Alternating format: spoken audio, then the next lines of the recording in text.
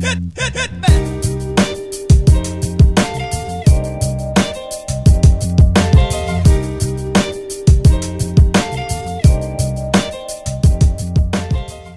All right, everybody, welcome into the Be Different podcast. We are shooting this at the Cintas Center at the Traditions Club, which will be where the post-game show will be with myself and Andy Mack after the Marquette game on Saturday. So after the game, win or loss, doesn't matter. Make sure you come down to the Traditions Club. You hang out with me and Andy. We will take a look at the game. Andy will obviously offer his analysis as well as myself. We'll have live cut-ins with Travis Steele talking to Joe Sunderman and Byron Larkin. But post-game with Andy Mack and myself this Saturday, make sure to come down and say hello before taking off for the rest of the day. And with that, I'm going to bring Andy Mack in for Kickin It Old School. We have a lot to talk about. Unfortunately, a Xavier loss at home against Providence. And Andy, I'm going to kind of allow you to take the floor here, and I want you to help Xavier Nation. I want you to help Xavier Nation right now, Andy. Well, I want to add something. The Traditions Club is a very exclusive club here at Xavier. It's a huge space. I feel dwarfed being here in this space. It's high ceilings here. Yeah, so and anybody who has a ticket is welcome to come. It's not an exclusive deal. We want a large crowd here.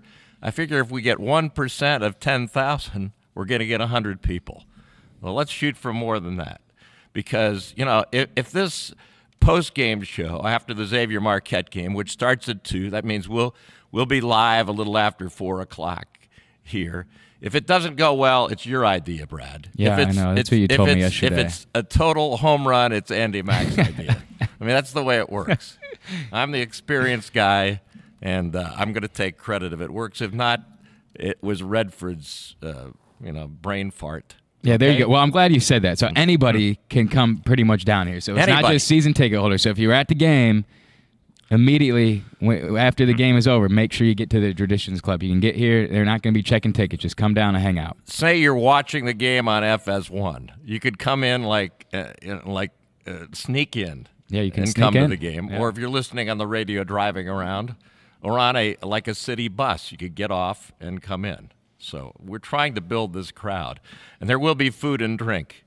And initially, you had offered in your magnanimity to pick up the tab for the beer, but I did it initially. You're a struggling former college student. You don't need to pick up the tab. So. Yeah. Well, we've had that conversation. I could do it too because I'm on a relatively high fixed income these days as a retiree. Did you say you were struggling? Huh? Did you say that Brad was struggling? Oh, no, I didn't know. I mean, every college graduate these days is either living with mom and dad or out on the street. We all know that because of the I'm out on the streets of the fake news media. We all know about the plight of today's college graduates. All right, well, but Brad is an exception. He's employed. He's fully employed. He works. He's here. He's up in the morning. He's up late at night. He's just, he's a workaholic. And I respect your work ethic. Well, thanks, Andy. I appreciate that. You really know how to make a guy feel good in the morning. We should have fun with it. We should have fun with this thing at the Traditions. I don't want to overemphasize it, or it's not. It's sort of like a blip on the radar of the body politic, but we should have fun with it. Yeah, a big challenge for Xavier on Saturday, and then last night, unfortunately, dropping the game. I don't want to talk about last night. We have to talk about last night. I'm not going to talk about it. You're not talking about the game? Yeah, I am. You have to talk about it. Travis Steele talked about it in spades, very realistically and bluntly after the game. And, you can look at the box score. I've made copious notes. I gave you a copy of the notes. You even I have circled notes from Andy right here. We have circles, arrows, we have great. charts and diagrams.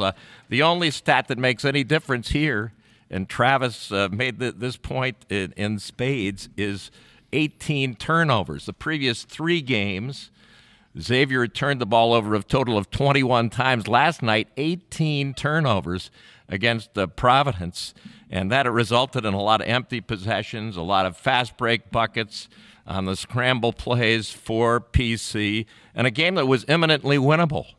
I mean, Xavier dealt with, there was a lot of issues last night, little stuff that you could bring up. Najee Marshall's 3rd foul was absurd. I mean, I was down behind the basket ready to do my interview with Jonas Hayes, hoping that he wouldn't use a cuss word on the PA. He's a funny guy, though. What an energetic assistant he is, Jonas, always positive. And anyway, I'm sitting down there, and the ball goes out of bounds, and two guys sort of like dive on the floor. The ball, nobody had control. The official calls third foul on Marshall. Critical, because Xavier had to go zone the rest of the way. And then, geez, I mean, I could go on and on about the damn officials. There was one of those guys that was a total bozo. I mean, it's unbelievable. Marshall scored. It should have been a 3-point play toward the end of the game there. It would have made it a 1-point game. And they wipe out the bat. Everybody else gets that continuation NBA play, especially to keep get the officials out of it in that last minute. But no, he wipes out the basket. And the official comes in like he's God and goes, "Nuh." I mean, I hate that. You know, I like officials. They're fine people, I'm sure. They're ethical. They're damn well paid these days. It's not about you, Mr. Official, and your emphatic calls on the floor. You know, and there was a held ball that was a foul against Castlin that was a 4-point swing. I mean, on and on. I mean, these guys, geez, there's always one. There are three. Why are there three officials? The game was fine with two. Now they add a third one. There's always one bozo in the group of three. And, boy, there was a big one last night. That guy made about 15 bad calls. All right, well, fouls between Providence and Xavier. Providence was called for 12 fouls throughout the game. Xavier 14. Xavier shot just 6 free throws compared to Providence just shot 10. So not much of a disparity when it comes to fouls. How can Xavier only go to the free throw line 6 times against a team that like Providence that bumps you on every trap? They go over your back. Watson and the big freshman. They're always over your back on the offensive glass, and 6 free throws. Give me a break, you know. And it's Xavier's home floor. It's it. And the officiating is what it is. Xavier didn't play very well, obviously offensively. I mean, that 18 turnovers, all those wasted possessions. Tyreek. Providence played behind him. He caught the ball down low. He had all sorts of layups and little spin moves around the bucket, and he wasn't trying to miss, but in the first half he must have missed 4 of those right around the rim. Yeah, Tyreek didn't finish well, but I mean the turnovers is a huge story of the game. That's the stat. Well, and it starts with your point guards. I mean, Quentin Gooden did not play well at all last night. 6 turnovers in the game compared to just 1 assist. Paul Scruggs had 5 turnovers. I mean, when you're 2 guys that are your primary ball handlers have 11 turnovers, I mean, that's a recipe for defeat right there. You can't execute efficiently offensively when you have Scruggs and Quentin playing as poorly as they did last night and just not taking care of the ball, because that bleeds into the rest of your team. And the offensive execution in the half court right now is just a complete struggle. And you see what Providence did. Providence is sitting in that zone. It's not extended at all because they don't have to be. Xavier doesn't surround yourself with shooters. I think guys are trying to do a little bit too much. But Quentin Gooden just does not look like himself right now. And Travis Steele got asked about Q in the postgame, obviously not happy with his play. But I'm not sure what you do. I mean, it's just simple plays, too. It's just dribbling the ball, passing, catching it with 2 hands. I mean, it's simple plays. A lot of these are unforced errors. And I know Providence defensively does a good job getting in passing lanes and makes it challenging at times. But for the most part for Xavier, it just seemed like last night it was just unforced errors and surprised in the play of Gooden, especially just not being able to take care of the basketball. You know, I don't know what the answer is. Providence plays that really tight flex offense where they basically put 4 guys around the paint and 1 guy out top, and they start the offense really low. And Xavier has the same type of talent. They have an abundance of strength and big guys. Maybe go to the flex. I don't know if you can use that against a zone, but at least you can really pack that zone in. I mean, poor Wellage gets stalked now. It's like when you played. They pick him up, they face guard him from the timeline in. And he's the only, guaranteed decent 3-point shooter, although Paul Scruggs, I mean, he passed up a few good looks. I thought Paul did from 3-point range last night. But, it was sort of like an offensive nightmare last night. I mean, they were at 62-52 with 3:43 left. And Xavier, give them credit, they crawled back in it, and they had 3 chances in the final 40 seconds, I believe, to either tie or go ahead. And, Xavier had a 10-2 run in that last 3:43. And in that run, there were 3 Xavier turnovers. It's unbelievable that they made it a 2-point game. Should have been a 1-point game if that 3-point play had been granted, as it should have. But, I love to carve officials. I'll tell you. I don't want to. I've tried to mellow over the years. It is what it is. It's the rub of the green. That's the way it is. But, these are big-time officials getting big-time money now. Some of those calls last night were, or non-calls, were absurd. Well, and you were in the post game. And the official is Evan Burrows. He was the guy. Jeffrey Anderson's a good official, so that guy Evan Burrows, man. You're the source loser. It was brutal. There was one out of bounds. You do sound a little butthurt right now. There was one Andy. out of bounds call, and the trail official was out near the timeline. He comes in. He's going to reverse the call. The guy's right on the baseline, and so was I. The guy made a good call. The guy comes in. He's going, no, and he talks with the guy. He gave it up. If he'd reversed that call, he was like 80 feet away. Oh, come on.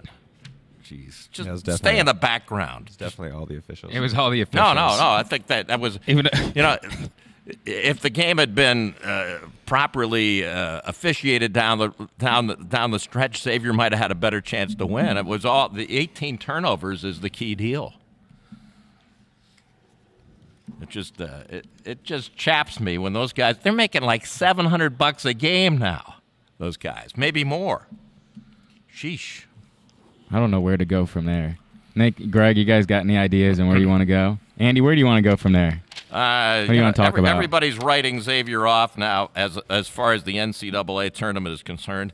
Ed Cooley made a great point last night. He sort of predicted that DePaul would lose at Marquette, which they did. It was 79-69. DePaul played hard, but Marquette is a Cadillac team. They're rated number 12 in the country.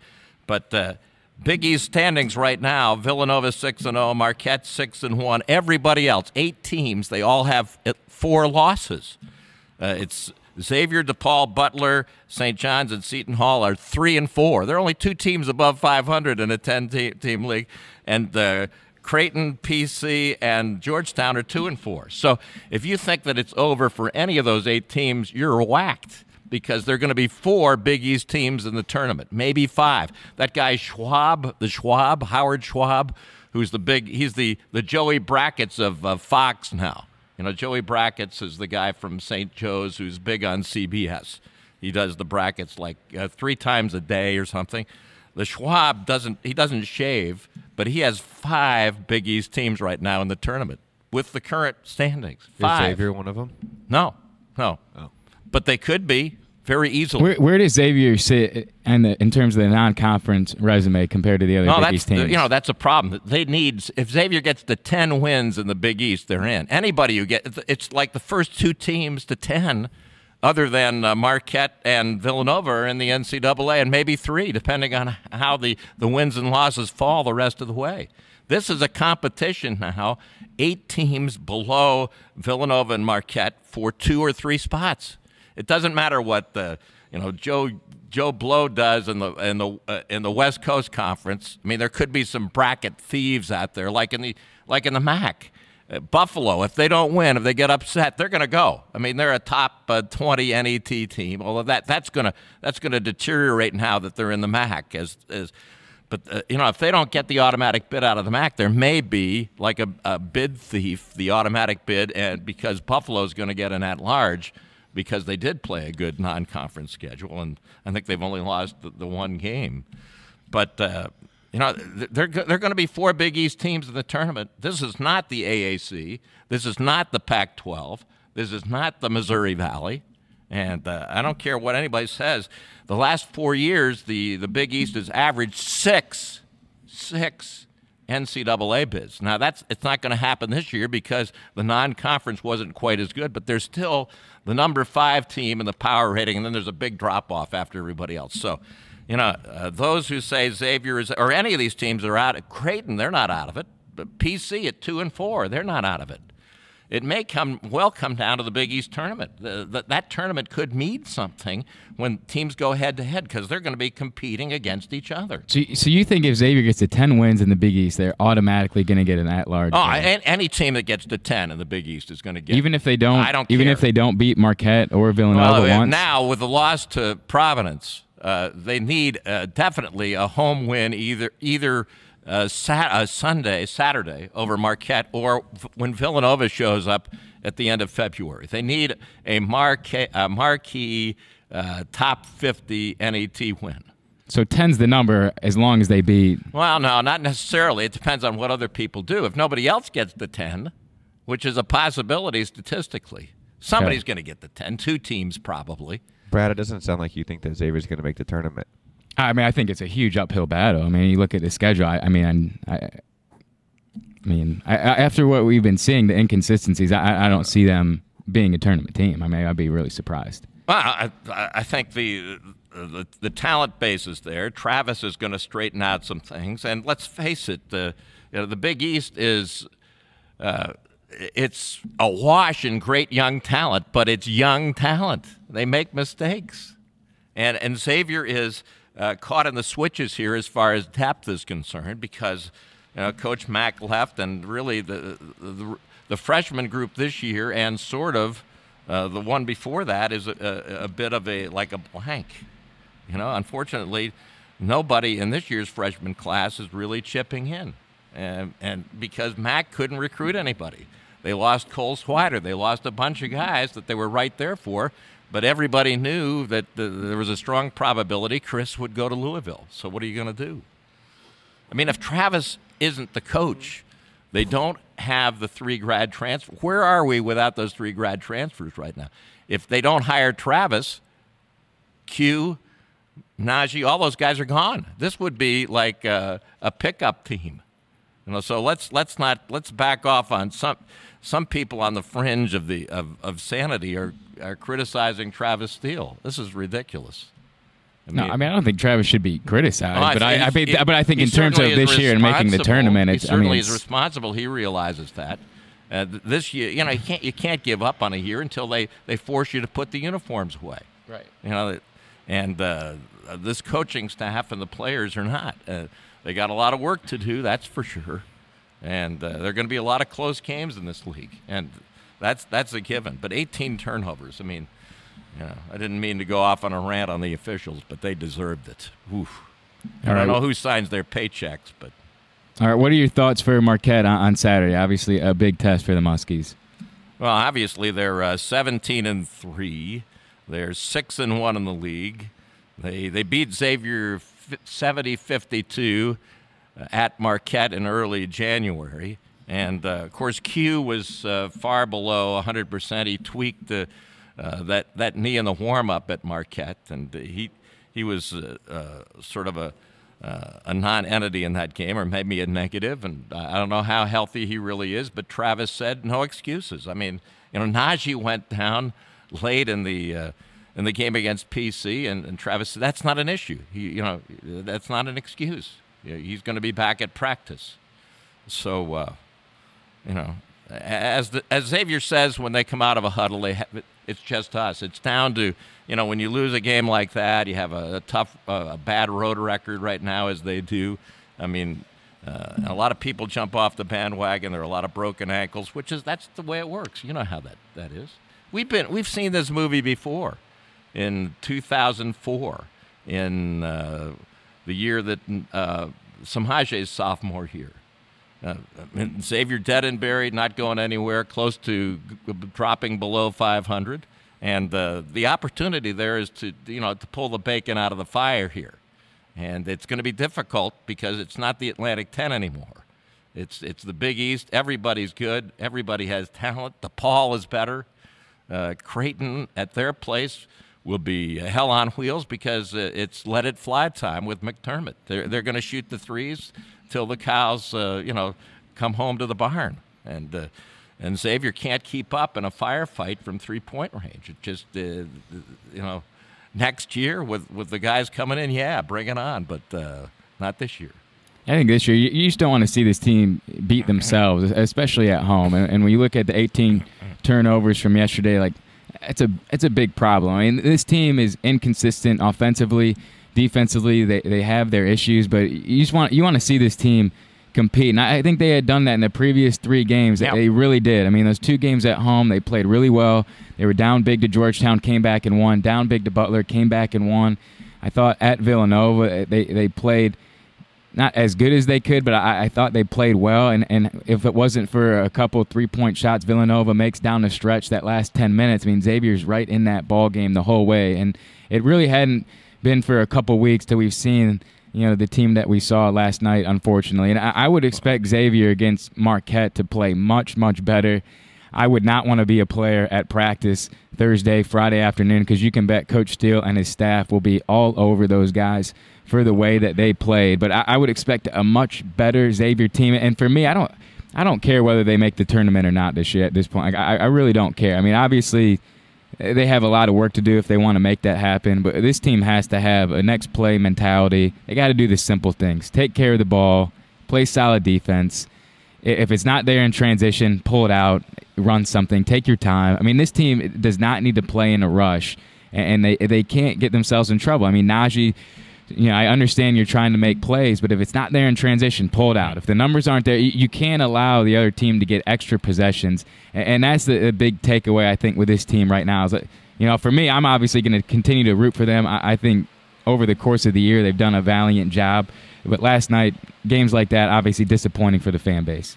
Yeah, Providence had 9 more shots last night. Those are the empty possessions and the turnovers showing up in a different, really important part of the score sheet. I mean, you only get credit on the board for balls going in the bucket. And Providence had 9 more chances. They're not a very good shooting team, but they had 9 more chances at the hoop than Xavier did. I mean, as Travis says, there are no moral victories at this level, and close only counts in horseshoes and hand grenades and all that stuff. But this is a game that should have been won, and now they're 2-2 on the home court. If you're going to get to 10 wins, they're going to have to run the table probably here at home. Go 7-2, and then flip in 3 road victories. They've got 1 at DePaul, which is looking better and better, but they need 2 more somewhere. And it's going to be really rough if they lose to Marquette, go 3-5, then go on the road, Georgetown Thursday and Creighton a week from Sunday, and can't get a W there. Then you're really up against it. But I think at times they play too fast. They create a turnover. The other team takes a bad shot. Xavier gets out in semi-transition, and it's sort of like they're playing too quickly. They're looking to get to the rim, but as you say, it's like 1-on-3. Pull it out. Yeah, a 2-point game, a 2-point loss last night. And like you said, Providence was able to shoot 9 more shots because of a lot of wasted possessions by Xavier, 18 turnovers. And then Providence had 8 more points off turnovers than what Xavier had. I mean, that's the game right there. It's amazing even looking at the stats that Xavier had an opportunity at the end, 3 chances in that last minute to even be in that game. I mean, it's got to be disappointing for the staff to look at this stat sheet and say, we lost by 2 and we made all of these negative plays, and this wasn't Providence. This was Xavier doing it to themselves. And look at the rebounding stats. Xavier won the rebounding war overall 34-30, but inside that number, Providence had 14 offensive boards, which is really a high number to Xavier's 10. And the offensive boards win you easy scramble baskets around the hoop. And also, in today's game, on those offensive rebounds, they're taught now, if they're guarded, to kick it out. And that led to 2, at least, wide-open threes for Providence. And they need to be wide open because they don't shoot the ball well from 3. But those were gift wide-open 3 looks. So that kills you. That offensive rebound disparity right there. And, Providence, Cooley coaches them up well. They are so physical in their traps, and they play on the body so they don't get called. And Watson and that Jimmy, whatever his name is, the good freshman who really didn't have a good night last night, but he's very Nichols and Diallo. Those guys are animals on the board. And Watson just is always Providence had their first foul last night 13 minutes into the first half, and they're always on the body. How does that happen? I'm sorry. Xavier didn't even shoot the bonus till like. I wish we could get the referees from last night Yeah, in here. we'll get them in here. To talk to Andy the Mack. bonus. It was inexplicable. I think that's what we need to get done. Nick, I mean, Nick, can you figure out how to get the referees from last night's game, Xavier Providence, into the Be Different podcast? Because if we could do that and set those three up with Andy, actually, we might not even be able to do an interview. We might just have to set up a boxing ring and then allow them to come in there. They're like the NFL, though. I mean, all these officiating groups, it's like it didn't happen in New Orleans. Drew Brees didn't have the ball right on the money. The guy was like blind. He couldn't have caught the ball. I mean, it didn't happen. We got to call on our buddy Chris Beaver, who's come into the podcast. One of the better referees in all of college basketball that lives in Cincinnati. He's joined us on the show, and he talks about how referees all across the country, 95% and above in each game. 95% and above. After each game, these referees are getting evaluations every single game. So, I mean, Andy. That's an average. I don't know, man. That's an average. Those guys last night were nowhere near 95, man. They were like a gentleman's C, those guys. C minus, maybe pass, fail, they make it. So they're average. I'm sorry. So they're average. So we're saying they're average. No, they actually let both teams play. Look at the foul numbers are low across the board. The free throw numbers were low. It's just, those critical calls that are right in front of you. Why can't, geez, I mean, my eyesight is not that great, but I was right there for the Najee Marshall third foul. That turned the game. How can you call that? I just never thought you would bitch so much about the refs ever. I've never heard this out of you. I've heard it a few times, but this is honestly. I put it in the back burner like 20 years ago, but last night, maybe there's too much stress, Not really. I was going to say, what's going on? I'm pretty mellow. What else is going on in your life? I'm pretty This nothing. is what's triggering Nothing. you. I'm retired. I'm enjoying life. I get to work with Brad on a regular basis. That may be a problem. I don't know. Maybe that's it. All I know is that I buy like the industrial size Pepto-Bismol now when I go to Kroger, and I sort of like I jump into a vat of it overnight just to stay sane. I'm kidding. Brad. I can't tell when you're kidding anymore. I used to know when like you were working with joking, you, but Brad. ever since you've been retired, I can't determine what's a joke for you and what's not a joke for you. And I'm a little absurd. Some of my references are ancient. People don't get it, but they please me. I'm laughing internally. I just try to keep up. Sometimes I get lost in the wind, Andy. Shoulda, woulda, coulda. Xavier should have won the game. You can't lose on your home court to a team like PC.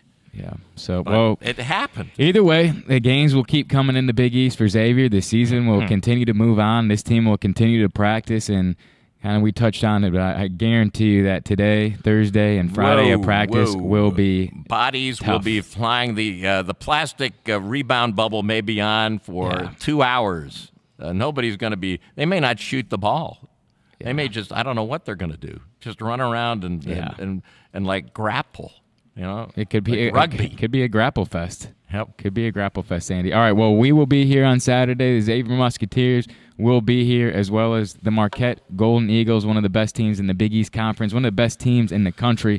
Xavier will have to do a great job taking care of Marcus Howard, making him hopefully a little bit less efficient than Joey and Sam Hauser, who have been playing fantastic of late as well. So, Andy, we will be here Saturday. Make sure post-game, win or loss, meet me and Andy here in the Traditions Club. We will be here shortly after the game. We'll probably start, if the game ends at 4, we'll probably start about 4:05. So about 5 minutes right after the last buzzer ends, and either Xavier Marquette comes away with the victory. Me and Andy will be here talking about the game and what's next. Do we have a strategy if Xavier loses ignominiously in that game? Do you think we could go directly to the parking lot? Yeah, I don't know that we have a strategy. I think our strategy is the post-game will be much shorter with a Xavier loss. I think that's our strategy. We're not taking any Q&A to nasty people. I mean, I'm not doing that. All right, Andy. Well, thank you for your time. I'm not taking the blame, man. I'm not taking the fall here. All right, Andy. Well, thank you for your time. We will work on getting the referees from last night in here next week, and that is Kicking It Old School with Andy Mack.